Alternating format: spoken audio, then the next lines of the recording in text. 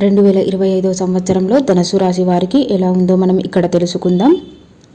తెలుసుకోబోయే ముందు మన తెలుగు కథలు ఛానల్ని లైక్ చేయండి, షేర్ చేయండి, సబ్స్క్రైబ్ చేసుకోండి, అలాగే కమెంట్ కూడా చేయండి. Thank you so much. 2025 సంవత్సరంలో ధనుసు రాశి వారికి బృహస్పతి మే నుండి 7వ స్థానం నందు సంచరించడం, శని 4వ స్థానం నందు సంచరించడం చేత, రాహు మే నుండి 3వ స్థానం నందు మరియు కేతువు మే నుండి 9వ స్థానం నందు సంచరించుట చేత ధనుసు రాశి వారికి 2025 సంవత్సరం అంత అనుకూలంగా లేదు. అర్ధాష్టమ శని ప్రభావం చేత ధనుసు రాశి వారికి ఈ సంవత్సరం సమస్యలు, చికాకులు ఎక్కువవుతాయి. అయినప్పటికీ బృహస్పతి యొక్క ప్రభావం వలన ముఖ్యమైన పనులు పూర్తి చేస్తారు. ధనుసు రాశి నిరుద్యోగులకు ఉద్యోగ ప్రయత్నంలో ఆటంకములు ఏర్పడతాయి. ఉద్యోగస్తులకు ఉద్యోగంలో రాజకీయ ఒత్తిళ్లు అధికముగా ఉండును. ఆరోగ్య విషయముల యందు జాగ్రత్త వహించాలి. ధనుసు రాశి విద్యార్థులకు ఈ సంవత్సరం మధ్యస్థ ఫలితాలు ఉండబోతున్నాయి. విద్యార్థులు శ్రద్ధ వహించాలి. ధనుసు రాశి స్త్రీలకు కుటుంబంలో వాదనలు మరియు ఘర్షణ వాతావరణం వంటివి ఏర్పడతాయి. వ్యాపారస్తులకు వ్యాపారంలో మధ్యస్థ ఫలితాలు ఏర్పడతాయి. ఈ సంవత్సరం ధనుసు రాశి వారికి కుటుంబపరమైనటువంటి చికాకులు, కుటుంబ సమస్యలు అధికంగా పొందుతారు. కుటుంబ సమస్యలతో ఆచితూచి వ్యవహరించండి. ఎదుటివారితో మాట్లాడేటప్పుడు జాగ్రత్తలు వహించడం చాలా మంచిది. రాజకీయ నాయకులకు రాజకీయపరమైనటువంటి ఒత్తిళ్లు అధికముగా ఉండును. రైతాంగానికి శుభ ఫలితములు కలుగుతాయి. ధనుసు రాశి వారికి మార్చి నెల 2025 సంవత్సరంలో కుటుంబంలో వృధా ఖర్చులు ఉంటాయి. గృహ మార్పులు ఉంటాయి. దాన ధర్మాలు చేస్తారు. స్నేహ బాంధవ్యాలు పెరుగుతాయి. స్త్రీ సహాయం, కుటుంబ కలహాలు ఉంటాయి. ఆదాయం పెరుగుతుంది. కొన్ని విషయంలో ఓటమి మాత్రం తప్పదు. ధనుసు రాశి వారికి ఏప్రిల్ 2025 సంవత్సరంలో అంత అనుకూలంగా లేదు. సంతానమునకు కష్టములు, తల్లిదండ్రులకు అనారోగ్యము ఉంటుంది. ఇంటి యందు సమస్యలు ఏర్పడతాయి. ఏ పని తలపెట్టినా కలిసి రాదు. స్నేహితుల సహకారం ఉంటుంది. ఉన్నత విద్యకు ఆటంకాలు ఏర్పడతాయి. దంపతుల మధ్య విరోధాలు ఏర్పడతాయి. అస్వస్థత, ఆందోళన ఈ మాసం మీకు అనుకూలంగా ఉన్నది. వస్త్రములు, వాహనములు కొనుగోలు చేస్తారు. భూ గృహ సమస్యలు అనుకూలించును. అధికార లాభములు ఉంటాయి. దాన ధర్మాలు చేస్తారు. మంచి గౌరవం, దూర ప్రాంతపు వ్యాపారములు కలిసి వచ్చును. ధనుసు రాశి వారికి మీ 2025 సంవత్సరంలో అనుకూలంగా ఉన్నది. వస్త్రములు, వాహనములు కొనుగోలు చేస్తారు.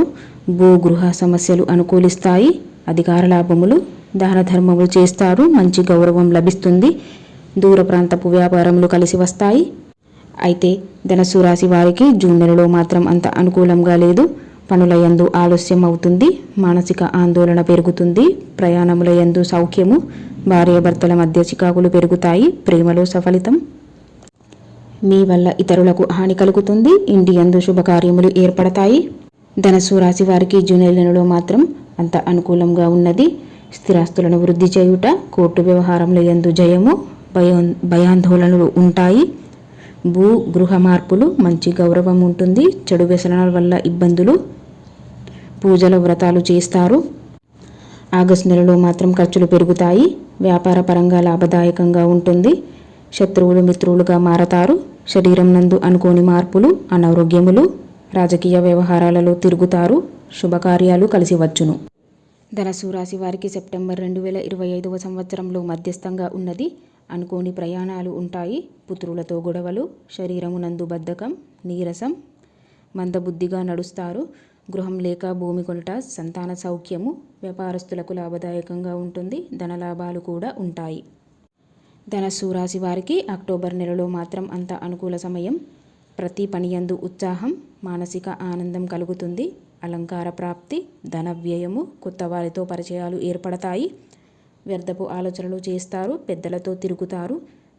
స్నేహితులతో మోసం జరుగుతుంది. ధనుసు రాశి వారికి నవంబర్ నెలలో దేవాలయ దర్శనాలు ఉంటాయి. దాన ధర్మాలు చేస్తారు. ఆదాయం బాగుండును. శత్రుజయం, పెద్దవారితో గొడవలు, అధికార ఒత్తిడి, భార్యాభర్తల మధ్య ఎడబాటు, శుభకార్యాలు కలిసి వచ్చును. చేసే పనుల్లో చికాకులు తీరును. ధనుసు రాశి వారికి డిసెంబర్ 2025 సంవత్సరంలో అనుకూలంగా లేదు. ధన నష్టం, మానసిక ఆందోళన, భయం, సంఘం నందు గౌరవం తగ్గును. విద్య యందు ఆసక్తి, జ్ఞాపక శక్తి పెరుగును. ఖర్చులు అధికమగుతాయి. రుణబాధలు, మీ సంతానం మీద కోపంగా వ్యవహరించెదరు. 2025వ సంవత్సరంలో ధనస్సు రాశి వారికి ఆదాయం 5, వ్యయం 3, రాజపూజ్యం 1, అవమానం 5. ధనస్సు రాశి వారు 2025వ సంవత్సరంలో మరింత శుభ ఫలితాలు పొందడం కోసం శనివారం నవగ్రహ ఆలయంలో శనికి తైలాభిషేకం చేసుకోవడం చాలా మంచిది. దశరథ ప్రోక్త శని స్తోత్రాన్ని పఠించండి. నువ్వులను దానం చేయండి. గురు దక్షిణామూర్తి స్తోత్రాన్ని పఠించండి.